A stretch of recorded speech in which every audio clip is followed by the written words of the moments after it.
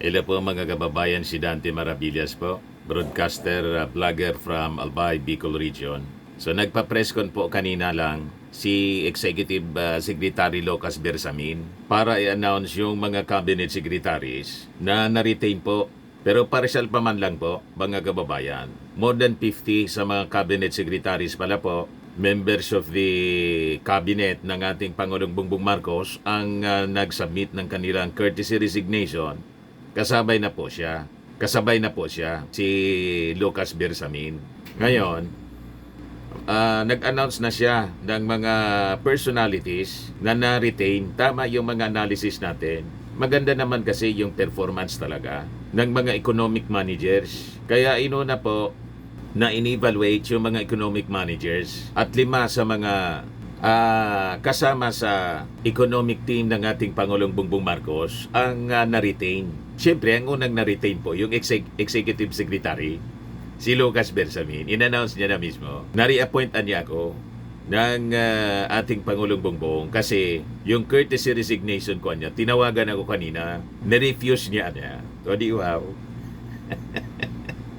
Lalo nito mga kababayan na manggigigil yung mga critics ng ating Pangulong Bongbong. Lalo na po si dating Executive Secretary Vic Rodriguez na masama ang loob.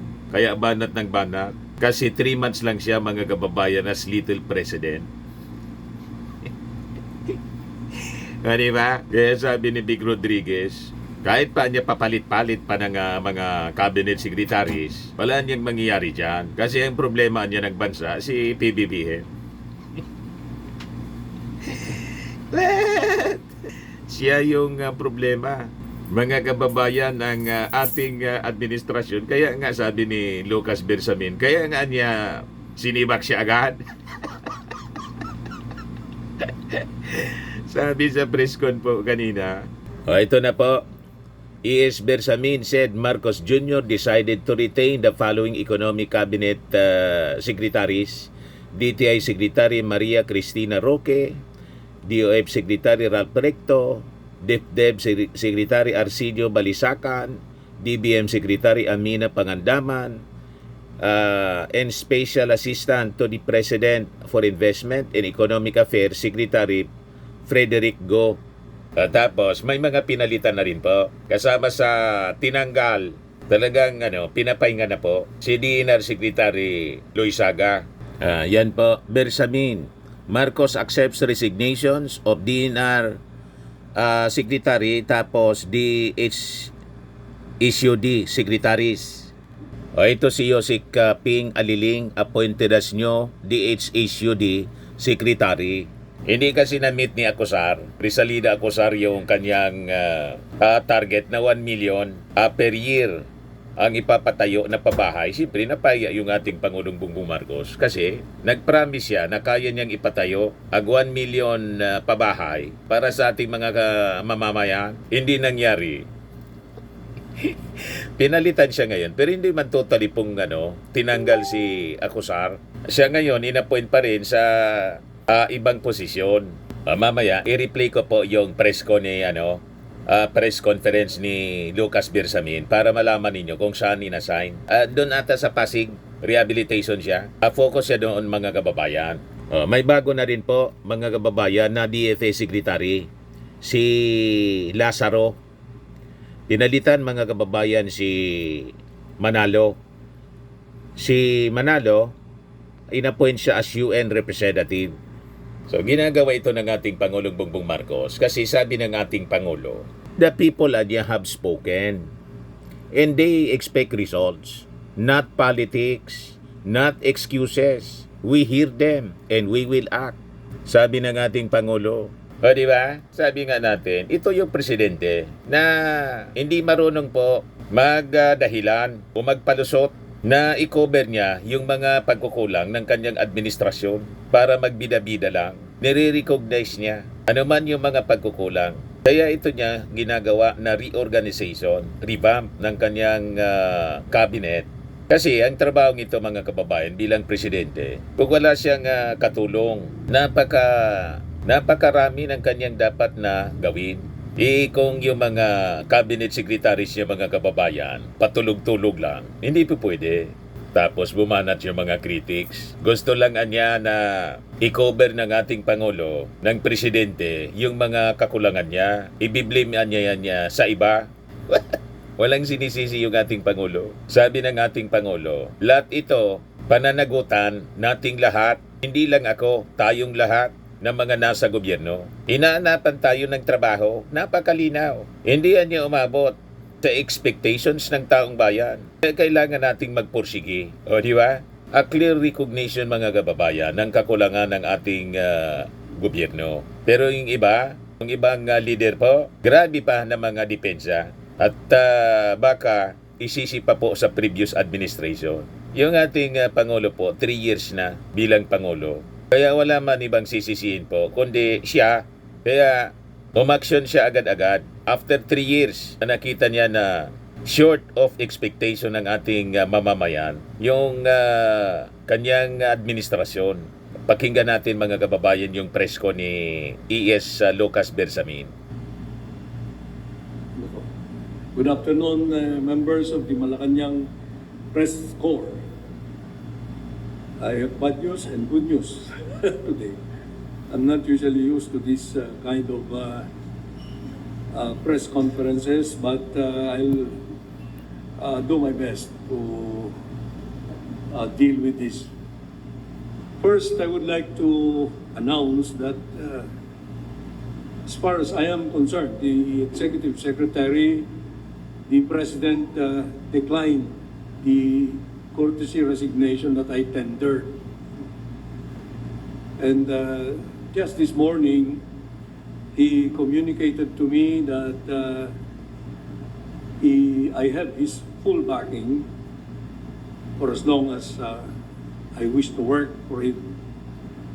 And that is a very good gesture from the President, because that is a sign of his manifestation of his full trust and confidence in myself. Because if you had noticed, I don't know if any of you was involved, there was a lot of misinformation yesterday about this reorganization being triggered in order to target me or to remove me from office.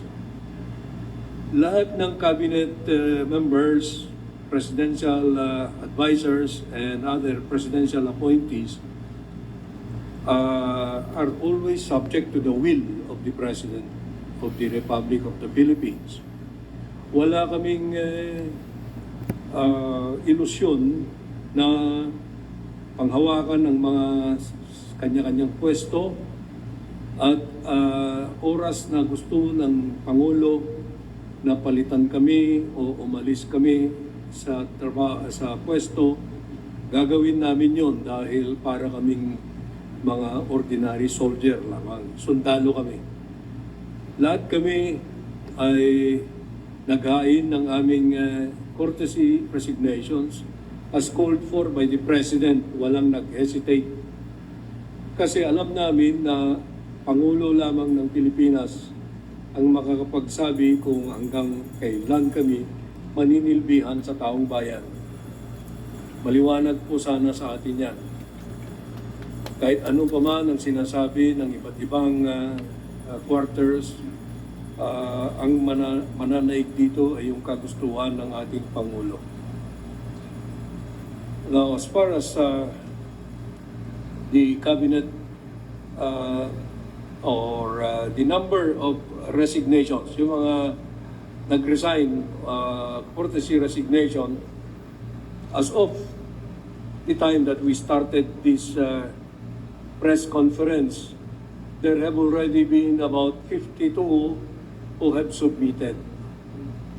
So, makikita nyo dyan yung extent ng panawagan ni Presidente. Lahat ay sumasang-ayon sa panawagan, nag-submit ng courtesy resignation. So nasa kamay na talaga ng Pangulo ng Pilipinas kung sino-sino sa amin, sa 52 na yan, and probably more, ay mariretain. Walang alinlangan yung mga yan. So, yan ang sitwasyon natin ngayon. It is my task to make these following announcements. No?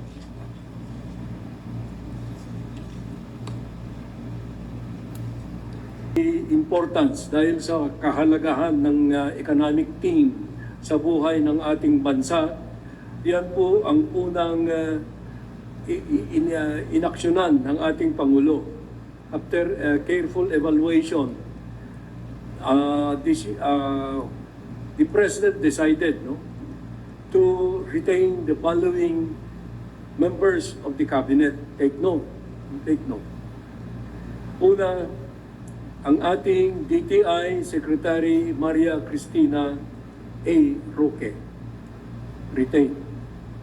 Pangalawa, ang ating Department of Finance Secretary Ralph G. Recto. Pangatlo, ang ating DepDev Secretary Arsenio M. Balisacan. Pang-apat, ang ating DBM Secretary Amena F. Pangandaman. At ang panlima, ang ating SAPEA Secretary Frederick Go. Itong lima na ito ay magpapatuloy sa kanilang panunungkulan, paninilbihan sa ating taong bayan at makakaasa kayo na sila naman ay sincero o dedicated sa kanilang sinumpaang katungkulan. Now, yung mga ibang aksyon sa courtesy resignations ng ibang cabinet secretaries, in the coming days, magkakaroon ng more careful evaluation. Ang urgent kasi itong economic team. We will make the announcements as the decisions are made.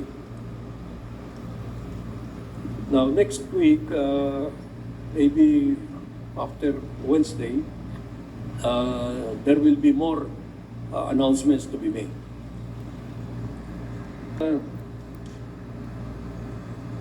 Foreign Affairs. No?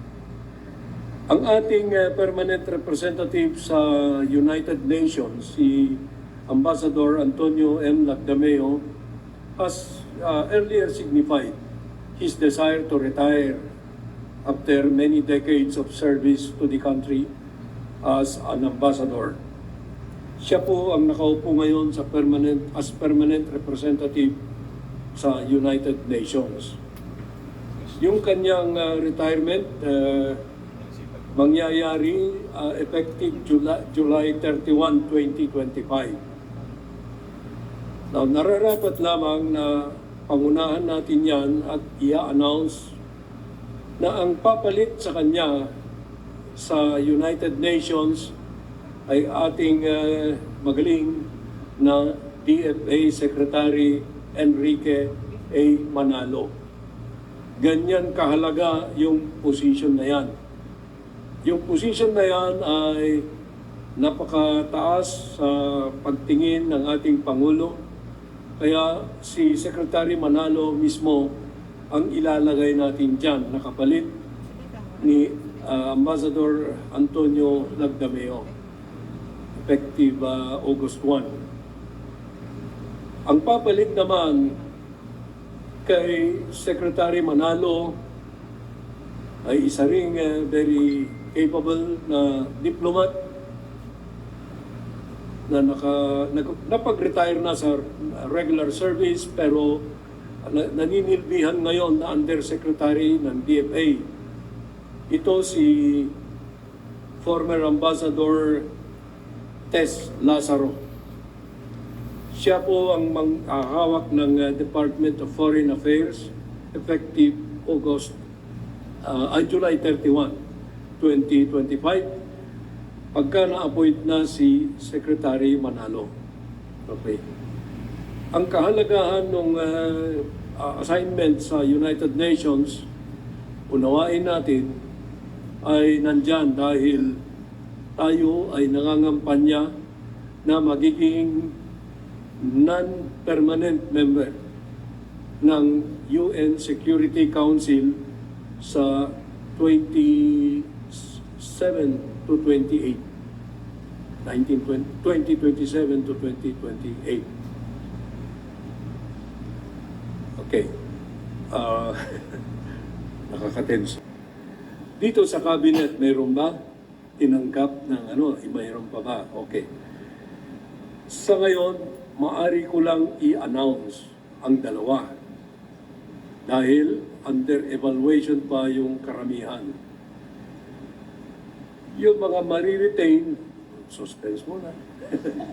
Yung mga mariretain, marami sa kanila alam na nila na mariretain sila. At kayo naman ay meron kayong haka-haka tungkol kung sino sila. Pero pabayaan ko muna kayo dyan sa bagay na yan. Diyan kayo marunong.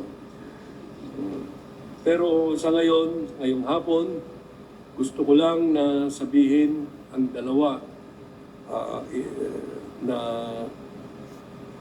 pagbabago. Sa DENR, ang ipapalit doon ay si DOE Secretary Popo Rafael Lutilla. Aalisin natin siya, ililipat natin siya sa DENR. Si Secretary Loizaga naman ay magpapahinga muna at maaaring mabibigyan din siya ng isang or ibang responsableng government or cabinet position at a future time. Pero magpapahinga muna siya. Sa yung pangalawa, sino kaya yon? Okay, yung pangalawa ay si DSUD, Secretary Jose Rizalino Acosar. Pero siya ay gagawing Presidential Advisor for Pasig River Development or Improvement. I do not know the proper name for that, with the rank of Secretary. And we have, the President has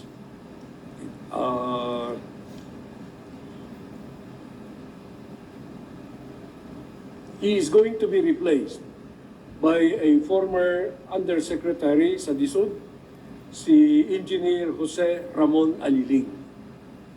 Si incoming Secretary Aliling, former Undersecretary ng DSUD, naging in charge sa pambansang pambahay para sa Filipino Housing or PH program and Pasig Bigyan Buhay Muli Project.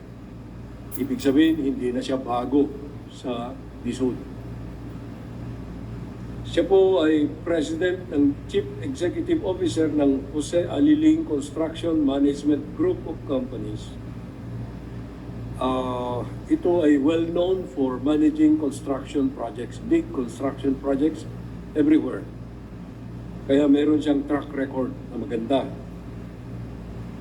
He's the youngest president of the Construction Management Association of the Philippines and the first awardee of the TOYM for civil engineering.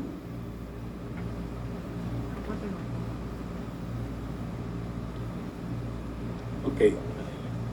By the way, for material background, si Popo Lutilla, Secretary Popo Lutilla, ay napakahusay yan. No? Tahimik na pagtrabaho, but siya po ay kilalang lawyer, legal luminary, who finished his legal education, basic legal education sa UP. Then he went on to Michigan Law School for masteral law studies. He has been around in government for 2 decades. If you remember, mga bata pa kayo, pero siguro meron sa inyo mga nakakaalala na siya at certain administrations, siya po ay pinagkakatiwalaan na ng malalaking responsibilidad.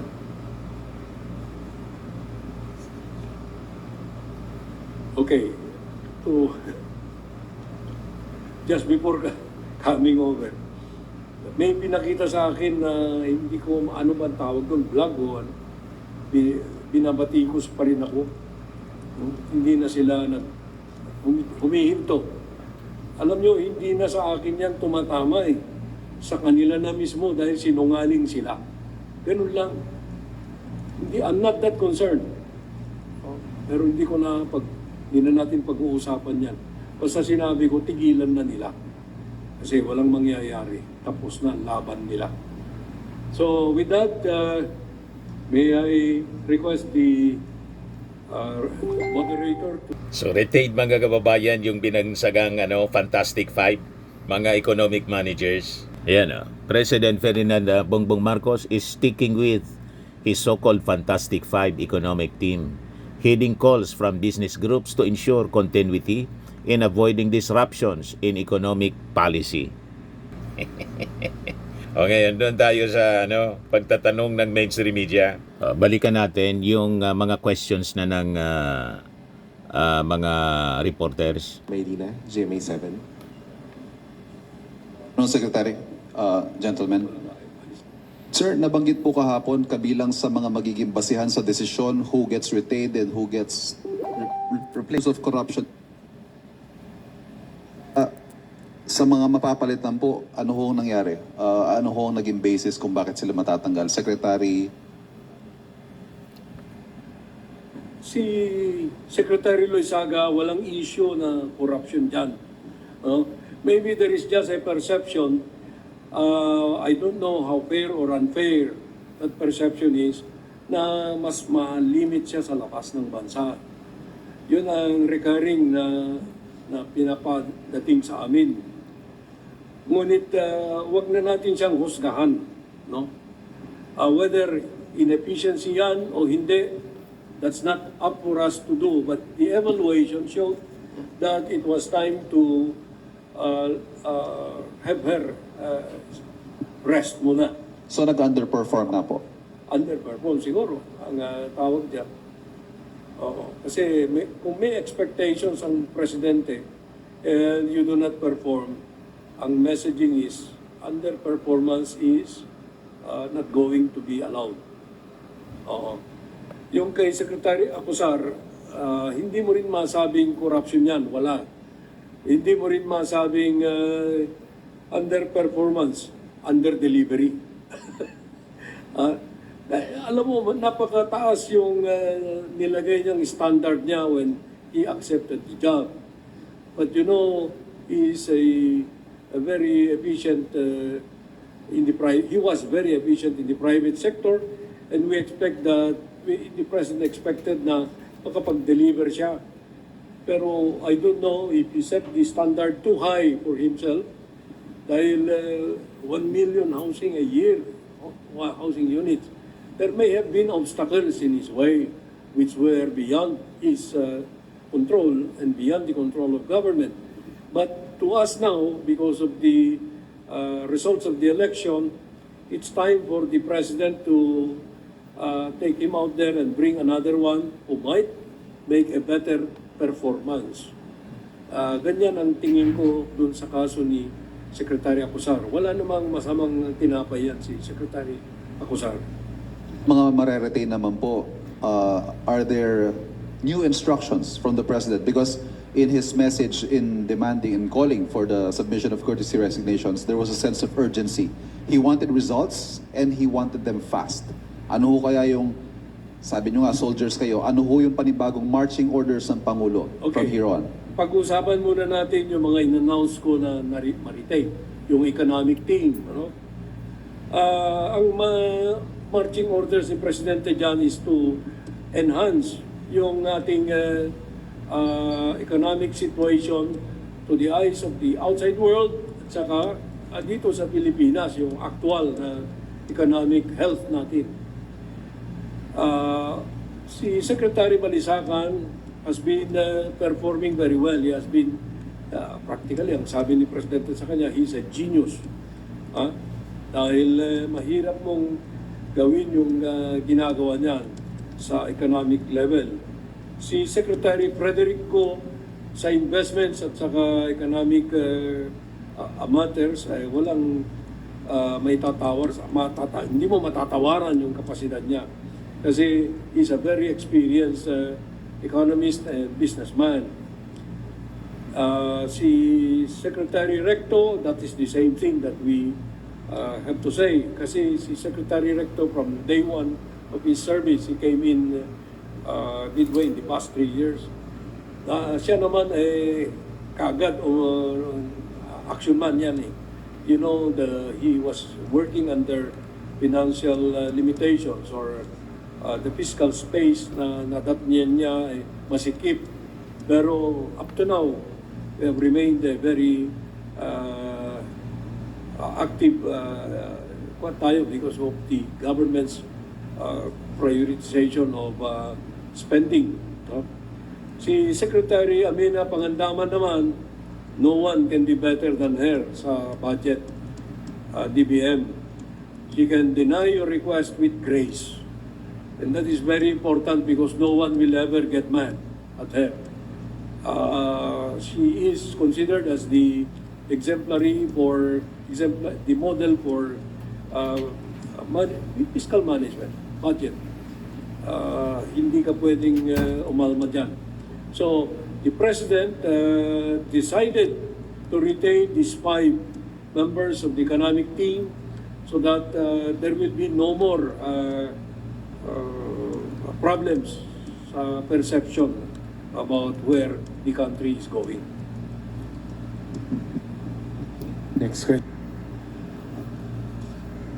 Hapon po. Sir, who will replace Secretary Popo Lotilla in DOE? Will there be changes in OSG? And what's the target of the President? How soon will be the evaluation, the result of the evaluation?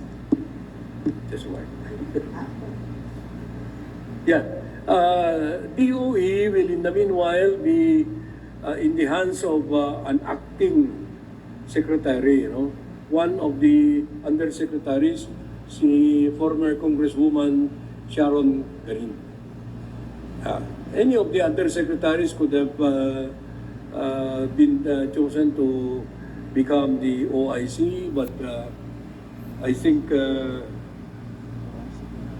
okay.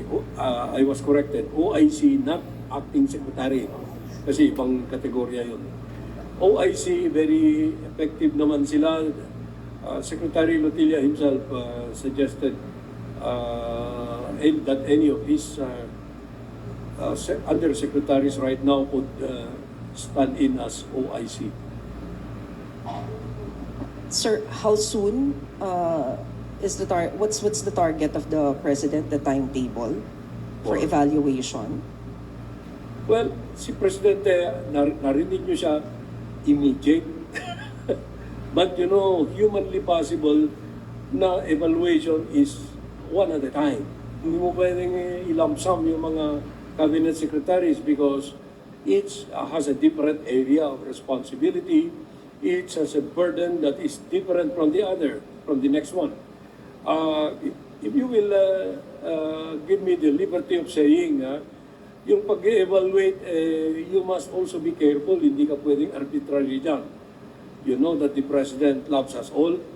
And he joked yesterday during that presentation in the Kalayaan Hall when he was saying, I greet also the members of the cabinet. Do I still have a cabinet? Sabi niya, no? But that's not the reality of it. There is an evaluation ongoing now of performance.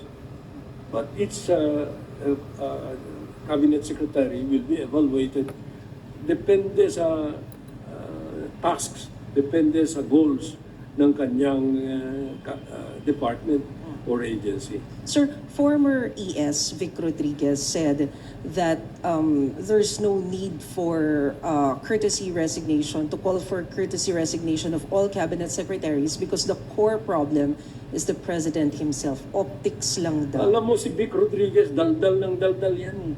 Do you listen to him? Huh? Why was he taken out of the office? Wala pa siyang 3 buwan. Tama po. Kaya napakapait ng pakiramdam ni Vic Rodriguez. Wala pang 3 buwan, sinibak ng ating Pangulo. Kaya ngayon, daldal ng daldal. Masama ang loob, mga kababayan. Kasi sinibak, alam na ninyo kung bakit sinibak. Di ba pa? Pero tingnan ninyo, yung ating Pangulong Bongbong Marcos, wala kasing ugali na manira ng ating Pangulo. Kahit maraming kasiraan si Vic Rodriguez, kahit si Lucas Bersamin, walang sinabing masasama. Sinabi lang niya, nakikinigan niya kayo dyan. Balikan natin si Lucas Bersamin, mga kababayan, yung pumalit kay Vic Rodriguez. Hindi niya makipag-away, wag na.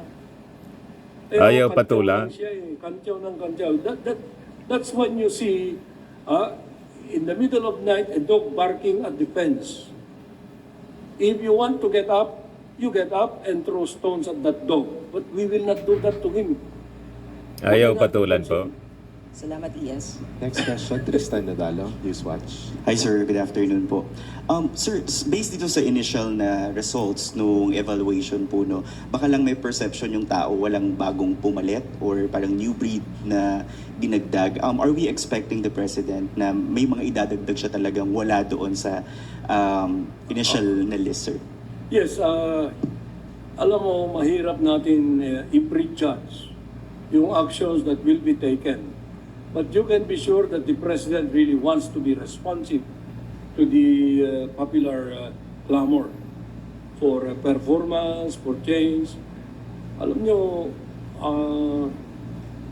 one time, recently lang, sinabi niya na we seem not to be delivering to the common tao because they are the greater number of our people. So what must we do? We must have action men. So you can be sure that that is the direction that this, I'm not calling this a purge, it's a cleansing. Dahil gusto ni Presidente talaga, mahal niya ang taong bayan eh.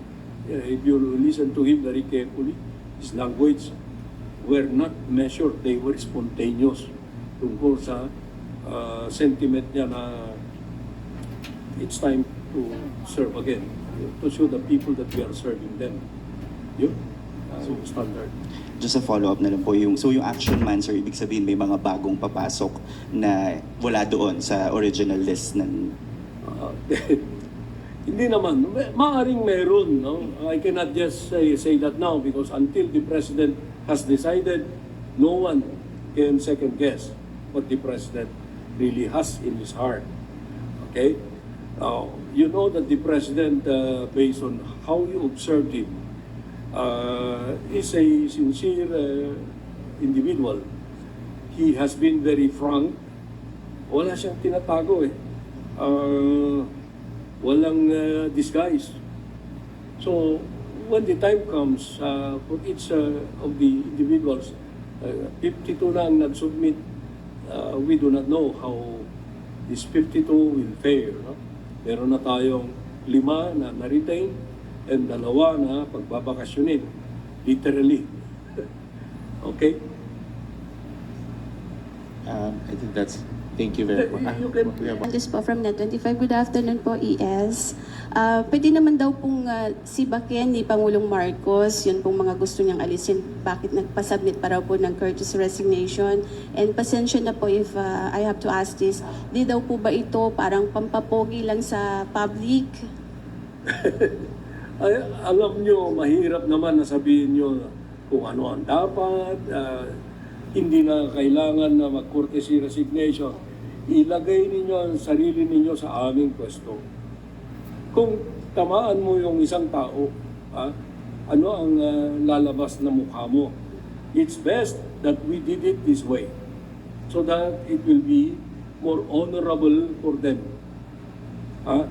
Hindi naman kami yung diktador na magsasabi, oy, wala ka na, sisipain mo na.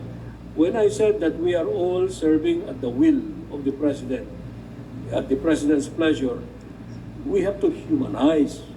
So, demanding an courtesy resignation is the best way of doing it, because all that you can do is just to accept, and that's the end of the debate. You don't really need to follow what others are saying, because they are not in the saddle. They may have different views of it when their time comes, if ever that time will come. Pero the best advice is our own counsel, our own conscience. A quick follow-up lang po. Can you consider it as a failure po on the part of the President na nakapaglagay po siya, nakapagtalaga ng mga opisyal na underperforming or not performing well? And meron po ba tayong timeline kung kailan po mararamdaman ng ating mga kababayan itong mas maganda at maayos na serbisyo sa public sa mga platform? Dalawang tanong yan. Yung unang tanong mo, ikaw ba pag meron kang niligawan, alam mo ba na may... Ibig sabihin nun, at the start, you do not know how this guy will perform. So that's more or less a very... hindi ko masabi kung anong tanong yan. Yung pangalawa na tanong mo, ano na ba yun? Mararamdaman, kagad. Wala nang iba eh. Kung ang trabaho mo ay mag-deliver ng tinapay, deliver ka ng masarap na tinapay. Ganun lang. Hindi naman pwedeng, bukas pa. Wag. Ngayon na. Kasi taong bayan naghihintay. Thank you very much. Itong si Edin Santos ng Net25, atribida. Laging may mga may mga patama kung magtanong. Anyway, okay lang yan. So sabi po ni Secretary Lucas Bersamin, Executive Secretary, baka next week naman po yung mga panibagong pangalan na mariretain o marireplacean, mapapalitan mga kababayan. Dahil po sa hindi umabot sa expectation ng ating mga kababayan, ng ating Pangulong Bongbong Marcos. Kaya that is normal mga kababayan sa sino mang nakaupong presidente ang magpalit ng mga cabinet secretaries, umanap ng mas magagaling kung halimbawa hindi nakaperform ng maayos. At itong ating programa mga kababayan, atin sa inyo nitong ating mga sponsors, Fairmax Firming and Lifting Cream. Pinapay po sa mga pulses in affected area. Mainam po ito sa mga pains at paninigas ng mga kaso-kasuan. Ito sa mukha naman yung application, anti-aging, Automax po siya. Ito ay Glow 60 mga kababayan. Whitening po siya. Made in South Korea. Ito naman po, Nengxia Red Mix Fruit Drink. Gawa po siya sa goji berry. May anti-cancer properties po siya. At sa mga naghanap po ng malinis and spacious fitness gym, pumunta lang po kayo sa aming Colossal Fitness Gym. May Grab ka rental din po kami. At bills payment po sa aming office. At saka sa mga mahilig po sa mga imported bags, manood po kayo sa live selling ni Madam Eileen Rosales sa kanyang Eileen Closet po. Pati mga shoes, ito yung kanya po. Ito yung kanyang page. Kita ninyo, napakagandang mga online selling po siya. Si Madam Eileen Rosales. Cellphone number niya po, 773-798-7816.